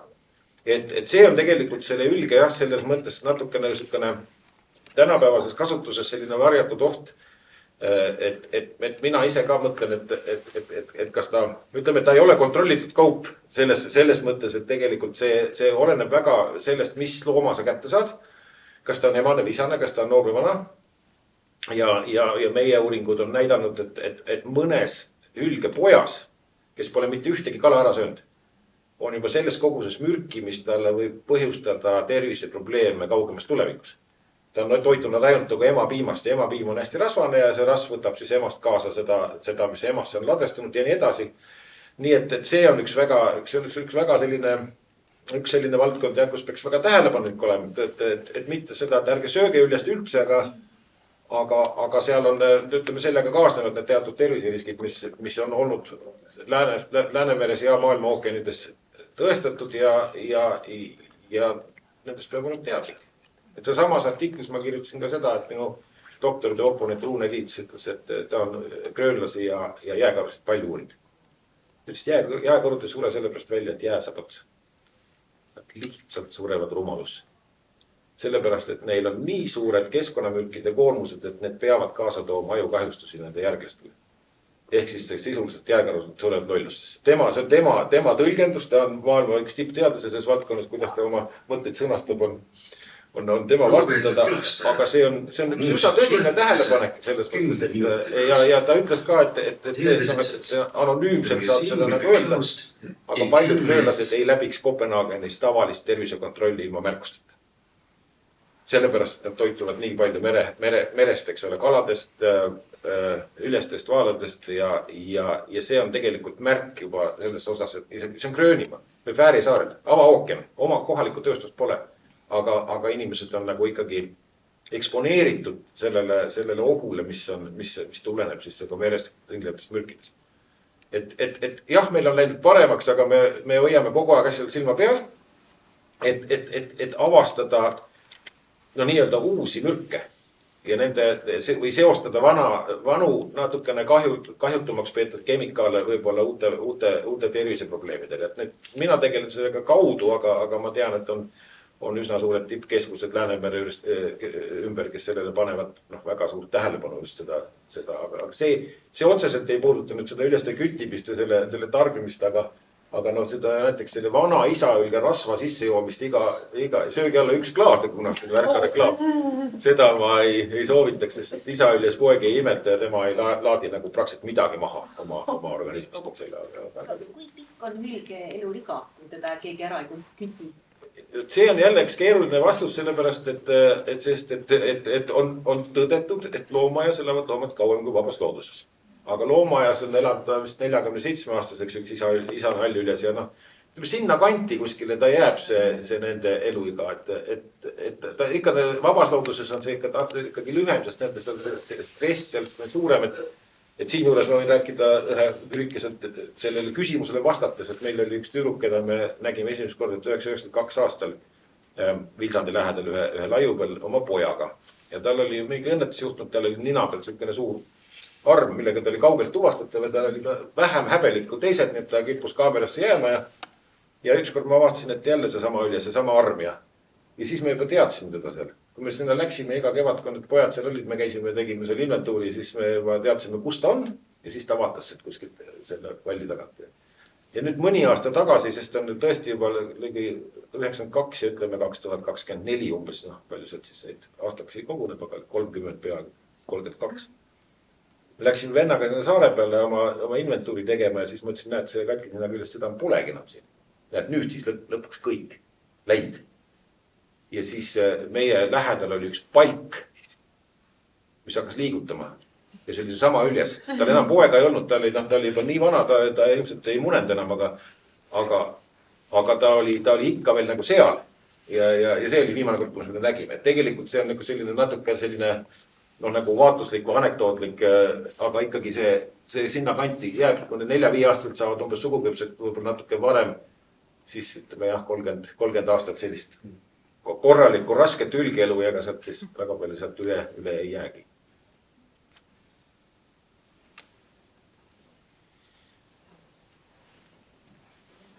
Võib ülge ja süüa, aga mitte liiga tihti. Jaa, aga sul on kokkupuudet olnud nende suubakteritega ka või? On küll, sa mõtled ülgesõrme või? Jaa. Kui enne ütlesid, et kui sa selle sõrme kõveraks tõmbad, mõtlesid lihtsalt küll, mida sa sellega silmas pead. Ei no seda sama. Minul on, aga see on jälle lugu, minu elukordast lugudest, et mul endal ei ole olnud. Mul ei ole olnud, aga kusjuures minu poeg sai selle eelmine aasta haugihammustusest. Nii et olge ettevaatlikud, see ei ole ainult ülestega seotud asi, see on üks anaeroobne bakter, mis elab siis kalades ja merekeskkonnas ja mereimetetes. Ja kui ta satub näiteks kas kalapuhastades või üljest lahates või hülgehammustuse tagari satub naha alla ja jääb nagu õhu käest ära, ehk ta on anaeroobses keskkonnas, siis see talle kangesti meeldib ja ta hakkab paljunema ja ta põhjustab väga palju probleeme just nagu liigestele ja põletikku ja seda on väga raske maha võtta, sest arstid üldiselt seda nagu väga lihtsalt ära ei tunne.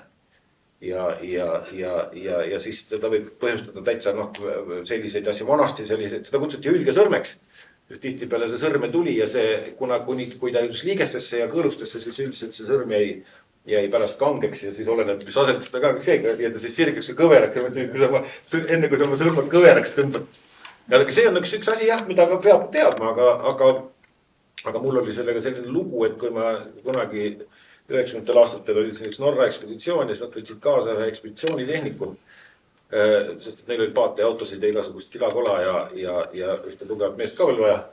Ja siis me läksime Vilsandi taga merele, siis jääpanga peal oli üks ülgepoeg. Ja siis me võtame kinni, mis sa seal kütid, kui sa kinni ei võta ja siis küsis, kas ma tohiks? Ma pole kunagi üljest nagu katsud, et on nagu kõik teil kägusid taga ja jalgrattaga kuskil Aafrikas, igast asja teinud, aga üljest nüüd katsud. Anna mind. Pisikene üljest poeg. Läks sinna ja sai kohe hammustada. Ja sai kohe üldesõrme.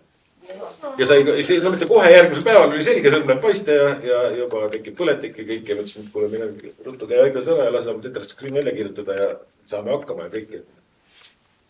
Ja tead, see tuleb sul varem hiljem. Esimesest ülgest on natuke piinlik küll, aga tead, see professionaali tundus. Ma olin ka hädas sellega, et see kirjeldamatu valu. Ja siis mõtlesin, professionaali tundus.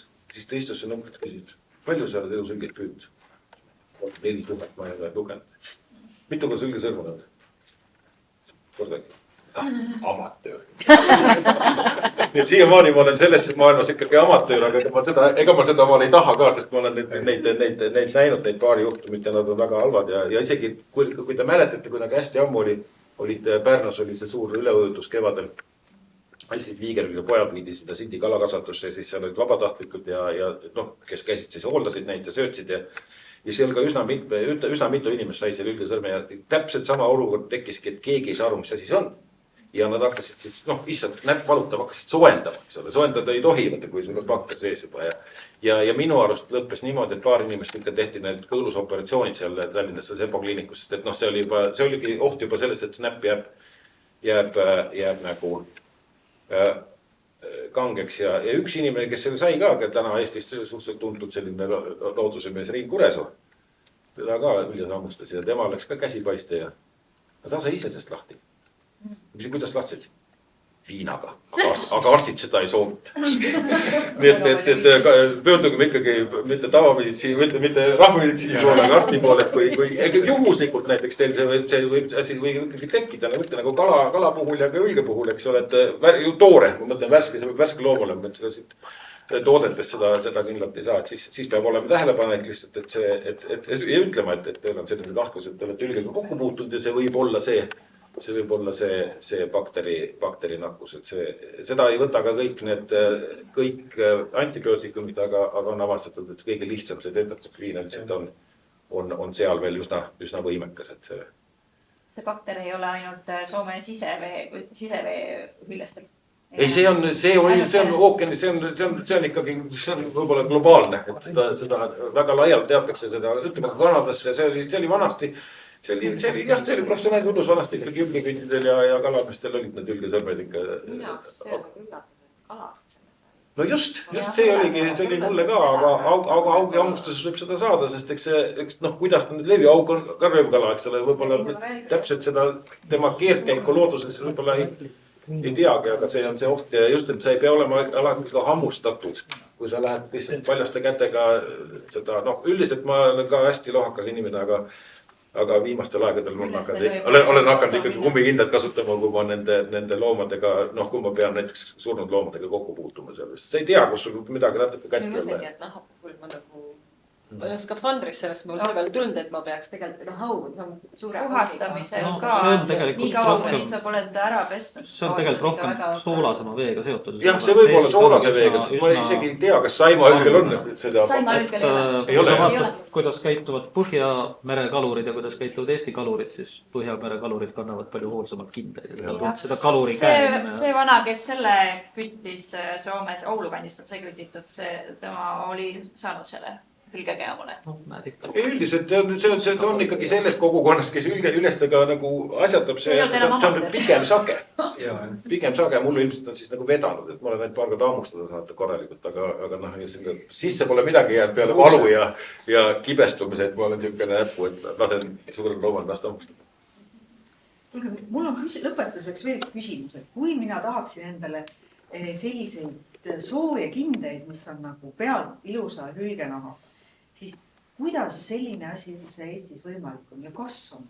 Pöördud pärandtehnoloogi juurde, ütled sa soovid, mina tutvustasin sind jahimehele, kes on ametlikult küttinud hülge ja müüb sulle siis allikaid mööda saabunud ja pargitud naha, millega sa tuled tagasi mu juurde. Nii. Aga kas need kindad, mina lihtsalt küsin, kui mul seda kogemust üle, kas need kindad ka mugavad on? Jaa, mina tegin koolis omale, ma tegin küll ka pojanahast koolis omast. Oma poja, aga ja on pojanak veel pehme ka. Ja sellega on selline siga, et ma nüüd midagi ikkagi julgustaks tegema ka, nagu see tegelikult, et hästi palju jääb kevadel kalapüüdistesse neid äsja võõrutatud allul ja poegi. No vot, andke mulle palun. Aga see on nagu mutinahk. No andke see on nagu mutinahk ja seda ma tahaksin kuidagi edastada seda sõnumit, ja nad ei ole ka kala söönud, tal on väga puhas õli. Nii, aga andke palun nüüd vihjet, kuidas ma saaksin. Ei, aga mina ütlen, pöörduge kalanduspiirkonna poole, sealt suunatakse kaluri poole. Mitte keegi ei anna. Ei, aga see on teine asi. Ja teate miks? Ma tean põhjused ka, miks ei anna. sellepärast, et ornitoloogid nii-öelda ise hakanud juba eemalt vaatavad, et ahaa, mis sul sinna võrku jäi ja... Ei, need on kõik asjad, kõike tuleb tegelikult toimetada seaduse piires. Kõike tuleb toimetada seaduse piires, aga Alliüles on 3. kategooria kaitsenud liik. Ja selle surnud leidja võib selle endale jätta. Ametlikult, jah. Ta isegi ei pea Keskkonnaametit teavitama Viigri puhul, mis peab, sest Viigri on 2. kategooria kaitsenud liik. Viigri puhul oleks viisakas Keskkonnaametile teada anda, et ta ei võrkuga. Aga Alliülge puhul näiteks seda otsest kohustust isegi ei ole, aga seal tekibki see asi, et nad võiksid nagu, minu käest küsitakse ka väga palju näiteks, et kas ma saaksin kuskilt hülgenaha. Nii, ma olen 7 aastat oodanud. Mina ei saa, aga ma tean näiteks, kus tahavad, ma olen ka öelnud, aga küsi kalurite käest. Otse peab küsima, Hiiumaal näiteks mul on Hiiumaal õde läheb seal, mul on seal tuttavad kalurid. Seal on Kivi Imre käest äkki saada. Aga seal on üks küsimus, mis mina olen kaluritega rääkides ja olen nagu kogenud on ka, et ongi nagu usalduskalur, eks ole. On inimesed, kes nagu mind usaldavad nagu rohkem ja ütlevad, et jah, tead, me pesime seda liiga. Me ei too seda üles kanda, mul pole sellega mitte midagi peale hakata. Kogu see jaskerdamine sellega, aga kui keegi ütleks, et too mul üljes, et ma tooksin ta maale, annaksin ta lihtsalt ära. Kalameheks kui jahile. No just, et see kui üles tahad, eks ole. Ja samal ajal Hiinukandi vennad panevad värsked ülged, mis nad panevad piksi kõik, mis ta on külmas vees, eks ole, kevadel, kui see kevadel hooaeg hakkab, ta on sisult alla jahutatud liha, eks ole. Ja lähevad kõik ära tarbesse selles võrgus, et siin tuleb lihtsalt nagu öelda, et tooge, et näidake üles, et tooge palun maale. Tooge maale, et võib-olla leiame inimese, kes sellega on midagi peale hakata. Kodus meie kalurid läbi käia, see kevad hülgeaeg hakkab, siis palun ärge maha nagu mitte midagi. Laske mind enne kallale. Aga see teine, ma tean ka, et on olnud siin, see on ka huvitav, see surnud ülgiks kui Tarbese, väga hea. On ka vahest on ka päris kõva konkurents, kui tüübid tahavad teha mingit karukaamerat või midagi, sest kui sa siukse asja kuskile metsa paned, siis on sul kogu mets kohal seal ka, sest et see hea lõhn levib üle kilomeetrit, eks ole, kogused on piisavalt suured, et keegi ei saa seda kaenlasse kahmata ära viia, nagu mingi väiksema loomaga on. Et üldiselt ma teadsin, Pärnu kandis vahepeal oli nii-öelda päris võistluskeis, kes saab omale järgmist surnud ülged panna kuskile metsa lihtsalt metsloomade nii-öelda ligi meelitamiseks, et eks tal on selles mõttes ka nagu, ja tuulelipuna töötab seal ka väga hästi, kui sa lähed metsas ja tunned seda õnnest täpselt, kus pool tulla. Üks toode, mida mul endal oli üllatus, samas oli hästi loogiline, et mida vanasti kasutati noore ülge pojanahaga, oli laste mähkmine. Et kasutati juba tollel ajal. Ta ei lase läbi. Ja väga pehme, eks see selles suhtes. Ja põhimõtteliselt puhastatav ka, kui ta on hästi ära pargitud, siis selle pärast saab sealt voolikuga maha ja läheb käima. Täpselt, mitmekordselt kasutamiseks. Üks vanem naisterahvas rääkis, kes oli olnud parkida. Aga parkimisega on just niimoodi, et ta on nii rasvane, et see võtab juba vaeva, et ma tean, et... Tegelikult, kui sul on õiged töövõtted, väga kergesti eemaldatakse. Sest et ma mäletan kunagi ka hästi ammu oli niimoodi, et neid ülgenahku ikka liikus ja keegi palus, et saaks ära parkida. Ja siis ma olin kuskil ühest parkimistööga, küsisin muuseas, ega neid ei tohtid parkida niimoodi. Siis kui mis see ülgenaha parkimine maksab? Ja ütleme niimoodi, et kui tavaline oli mingi 25 rubla, siis ülgenahk on 50. Mis ta siis nii ka õliks, et kui see rasv on sees, et seda kätte ei saa, siis on lihtsalt see aeg, mis nagu selle rasva eemaldamise välja kraapimise peale läheb on nagu hästi suur. Aga see oli siis, kui nad tegid seda praktiliselt nagu suhteliselt lihtsalt nii-öelda traditsiooniliste parkimisvahenditega, see oli tõesti rubla aja peal, eks ole. Täna ma arvan, et hülgenahka parkida oskab võib-olla ühe käe peal on need inimesed. No võt neidki võiks rohkem olla. Peaks tegema selle workshopi. Mina käisin Soomes õppimas seda. Ja üks naine veel Eestist oskab nüüd siis minuga koos. Seal päris hea koolituse saime. Ja nüüd ma tahaksin see aasta teha ka ise Eestis ühe koolituse, kui saaks kuskilt nüüd ainult toornahad kätte. No aga seda tuleb jällegi, seal on jällegi täna ei ole see koht, kus seda peab rääkima, aga sama teema nende kalurite ja kevadel uppunud nende üljestega, kus saab väga head kvaliteetset nii-öelda nahka saaks, kui see toodaks külma ilmaga maale ja siis oleks... Väga oluline on ka see, et teaksid siis, mismoodi seda nahka hoida või pakendada või säilitada siis selleks, et pärast saaks hea nahka. Ega nad ise võib-olla ei pea seda isegi nülgima, tihtipeale nad oleks nõus selle lihtsalt ära andmas, kui keegi tuleks sadamasse vastu. Kui ta on surnud. Kihnus näiteks on ju, nad tahavad seda liha, siis noh, mis sa saad, see on nagu ära sõjast läbi käinud. Et noh, siis on teine teema. Ma arvan, et see ei olnud ka väga mõeldud tegelikult nahastamiseks alguses, aga siin on muidugi ka selliseid arme ja kriimustusi ja värke, miks ta on selline sõelakene. Võib-olla ma ise ka muidugi paari kohta ka kinnitada, aga... Ega isast ja üles see nahk läheb üsna kiiresti ja selles mõttes käest ära. Nad taplevad ikka niimoodi, et päris veri väljas ja ma olen näinud, kui niimoodi, et kui neil on pruutide pärast midagi öelda, siis ühe suur tükk nahka ripub, kolmnukne tükk nahka ka lihtsalt ripub ja see ei väljagi. Jaurab ringi ja pritsib verdi ja kõik, aga siis pärast jälle, noh, siis on näha need suured armid ja üldiselt see on nende jah, eriti just pea ja kaela nahk üldiselt on üsna armidest krobeline, et sealt ei saa, sealt head nahka ei saa. Teate, mul süda tilgub verd, aga me peame täna õhtul selle teema siin nüüd kokku tõmbama. Väga kahju. Igal juhul, aga ma saan aru, et meil on täiesti potentsiaalne selline võrgustiku... Meil ei ole võrgustiku tekitamise... Meil ei ole võrgustiku, meil võiks see olla, aga meil ei ole võrgustiku. Aga... Aga mingite asjade ümber võiks seda proovida siis punuda seda võrgustikku. Näiteks muuseumist saaks osavatelt, näiteks see raamat on väga hea raamat tegelikult. See on puhtalt soomekeelne, aga... Mina valdan soomekeelt. Aga ma pean otsima, nii ma teeks pilti sellest, et ma... See on mul ainuke, ma selle kunagi Soomest ostsin, et ma päris ära seda ei annaks, aga ma... Pilti sellest lehest, et äkki ma leian ka Soome poole pealt selle. Ei, kindlasti, see on mingi kirjaühtume ja see on nagu ikkagi avaldatud teost. Ta võib-olla on järelturul kuskil ja ta oli... Igal juhul ma tänan ja annan külalisesinejatele meie näituse kataloogi, kus on ka palju huvitavat lugemist sees. Kallis